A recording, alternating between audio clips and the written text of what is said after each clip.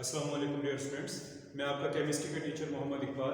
हमारा आज का टॉपिक है पेज नंबर 44 पर दो इंटरेस्टिंग बॉक्सेस हैं, येलो बॉक्सेस जिसे हम कहते हैं।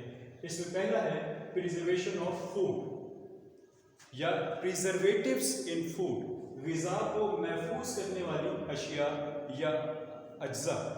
आप लोग जानते हैं कि फूड स्टोर्स पर मुख्तलिफ़ किस्म के कंपोनेंट्स मौजूद होते हैं, मुख्तलिफ़ किस्म के जैम्स, मुख्तलिफ़ किस्म के अचार वगैरह, ये इस किस्म की चीज़ें। और डेवलप्ड कंट्रीज़ में मुख्तलिफ़ किस्म के सालन भी जो है वो प्रिजर्व फॉर्म में मिलते हैं, जिन्हें तैयार करके कैंस में पैक कर दिया जाता है और वो ज़्यादा लंबे अरसे तक महफूज रहते हैं। तो वो कौन सी चीज़ें हैं जो खुराक को महफूज करती हैं? वो चीज़ें, वो अशिया जो खुराक को महफूज करने के लिए इस्तेमाल होती हैं, इन्हें हम प्रिजर्वेटिव्स कहते हैं, इन्हें हम फूड प्रिजर्वेटिव्स कहते हैं। तो अगर ये फूड प्रिजर्वेटिव्स इस्तेमाल ना किए जाएं तो खुराक कुछ अरसे के बाद ख़राब हो जाती है। जो खुराक ख़राब होती है उसकी वजूहात दो हैं। नंबर एक microbial activities, number two chemical reaction. Microbial activities ये बैक्टीरिया भी हो सकते हैं, ये फंजाई भी हो सकते हैं। और केमिकल एक्टिविटीज़, इसमें ऑक्सीडेशन रिडक्शन रिएक्शन होते हैं जिसकी वजह से खुराक की स्मेल या खुराक का जायका तब्दील हो जाता है। तो वो अशिया जो हम खुराक को महफूज करने के लिए इस्तेमाल करते हैं वो या तो माइक्रोबियल एक्टिविटीज़ को स्टॉप कर देती हैं या फिर जो केमिकल रिएक्शन होते हैं उन्हें रोक देते हैं, जिसकी वजह से खुराक लंबे अरसे तक महफूज रहती है। और वो चीज़ें जो खुराक को महफूज करने के लिए या प्रिजर्व करने के लिए इस्तेमाल होती हैं, उनमें हमारे पास अल्कोहल है, साल्ट है, शुगर है और विनेगर है। अल्कोहल का तो हमारे यहाँ इस्तेमाल नहीं है, इसके अलावा बाकी जो साल्ट्स वगैरह हैं इनका इस्तेमाल से आप लोग अच्छी तरह वाकिफ़ हैं। मसलन गोश्त को महफूज करने के लिए साल्ट इस्तेमाल किए जाते हैं। इसी तरह फलों को महफूज करने के लिए शुगर इस्तेमाल किए जाते हैं, जो कि मुरब्बे की शक्ल में हम इस्तेमाल करते हैं। और इसी तरह सब्जियों को महफूज करने के लिए विनेगर, सिरका इस्तेमाल किया जाता है, जो कि अचार की शक्ल में हमारे पास महफूज मौजूद होता है। तो डियर स्टूडेंट्स, ये हमारे पास प्रिजर्वेटिव्स इन फूड। उसके बाद उसके बिल्कुल नीचे ही है हमारे पास एक टॉपिक है एसिड रेन, तेजाबी बारिश। एसिड रेन क्या है, तेजाबी बारिश क्या है? ऐसी बारिश जिसकी पीएच वैल्यू आम बारिश से कम हो जाए उसे हम एसिड रेन कहते हैं। इसकी वजह क्या है? इसकी वजह मुख्तलिफ किस्म के पॉल्यूटेंट्स हैं। केमिकल इंडस्ट्रीज हो गई, आम इंडस्ट्रीज हो गई, और इसके अलावा हमारी ट्रैफिक है, इसमें से मुसलसल धुआं निकलता है जिसमें सल्फर और नाइट्रोजन के ऑक्साइड शामिल हैं, जिसमें सल्फर और नाइट्रोजन के ऑक्साइड शामिल होते हैं। ये ऑक्साइड हवा में शामिल होते हैं और जब बारिश आती है तो ये ऑक्साइड बारिश के पानी में हल होते हैं और हल होने के बाद मुख्तलिफ किस्म के एसिड्स बनाते हैं। मसलन सल्फर ट्राईऑक्साइड प्लस H2O, ये बारिश का पानी, और ये सल्फर ट्राईऑक्साइड जो कि हवा में मौजूद है, ये आपस में मिलेंगे और इससे H2SO4 सल्फ्यूरिक एसिड। अब ये सल्फ्यूरिक एसिड बारिश के पानी में मौजूद होगा, इसकी वजह से बारिश की पीएच वैल्यू कम हो जाएगी और इस किस्म की बारिश को हम एसिड रेन कहते हैं। ये एसिड रेन ज़मीन की तेजाबियत में इजाफा करती है, जिसकी वजह से हम उस ज़मीन को एसिडिक सॉइल कहते हैं। इसके साथ साथ ये एसिड रेन हमारी बिल्डिंग्स को डिस्ट्रॉय करती है, हमारे प्लांट्स को, हमारी वेजिटेशन को डिस्ट्रॉय करती है। इसके बाद डियर स्टूडेंट्स, हमारे पास एक्सरसाइज के MCQs हैं और इसके लिए आप पेज नंबर 46 देख लें। पेज नंबर 46, इसमें पहला MCQ है a base is a substance which neutralizes an acid.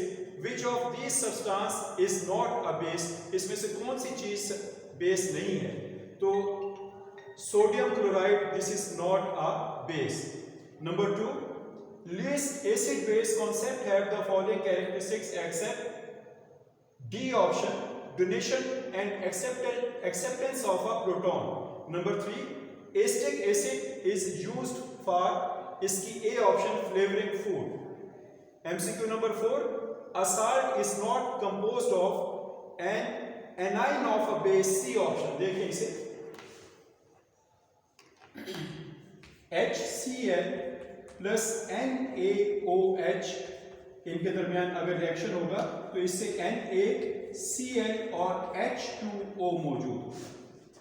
इसमें बेस से सोडियम आयन आया जो कि कैटाइन है, तो साल्ट में बेस का कैटाइन है, एनाइन मौजूद नहीं है, लिहाजा इसकी ऑप्शन बनेगी हमारे पास anion of a base, C option. Number 5, if a liquid has pH of 7 then it must be neutral, simple सी बात है, C option. Number 6, a salt always contain ions, A option। Number 7, dilute acid react with carbonates to produce the given product except hydrogen। जब acid carbonate और bicarbonate के साथ reaction करते हैं तो हमेशा साल्ट, वाटर और कार्बन डाइऑक्साइड गैस पैदा होती है, वो तीनों मेंशन है, जबकि हाइड्रोजन गैस इस रिएक्शन में पैदा नहीं होती। Number 8, in the preparation of insoluble salt which one of the fact is incorrect, इसमें से कौन सी बात गलत है, इसकी D option. Both salt produced are insoluble, एक सॉल्युबल होता है, एक इनसॉल्युबल होता है। Number 9, a reaction between an acid and a base produce salt and water, ये डेफिनेशन है उसकी। The conjugate acid of HPO4 is, C option इसकी, H2PO4। स्टूडेंट्स आप इसकी डेफिनेशन से भी जानते होंगे, कंजुगेट एसिड जो है वो हमेशा बेस से बनते हैं, जब बेस एक प्रोटॉन एक्सेप्ट करती है तो वो कंजुगेट एसिड में तब्दील होते हैं। अगर HPO4 2- है, इसमें आप एक हाइड्रोजन आयन या एक प्रोटॉन ऐड करेंगे तो बाकी जो प्रोडक्ट बनेगी वो C option H2PO4-1। What is the pH of 0.02 molar calcium hydroxide, इसकी B option 1.397। Number 12, which one of the following species is not amphoteric, SO4 2- sulfate। Number 13, the product of Lewis acid base reaction is called adduct, the bond between adduct species is coordinate covalent, D option। Number 14, the water of crystallization is responsible for the shape of the crystals। Number 15, you want to dry a gas, which one of the following salt you will use, calcium oxide। Ferric hydroxide is precipitated out, what will be its color, brown color, D option। Number 17, which ion is the conjugate base of the sulfuric acid, HSO4-। Number 18, which one of the following is Lewis base, ammonia, A option। Number 19, according to Lewis concept, acid is a substance which can accept pair of electron, D option। Number 20, given equilibrium constant for water, what is the concentration of hydrogen ion in pure water, इसकी A option। तो students ये हमारा आज का topic, उम्मीद है आपने इसे समझ लिया होगा। कोई प्रॉब्लम है तो आप मुझसे मेरे व्हाट्सएप नंबर पर रब्ता कर सकते हैं। बहुत शुक्रिया।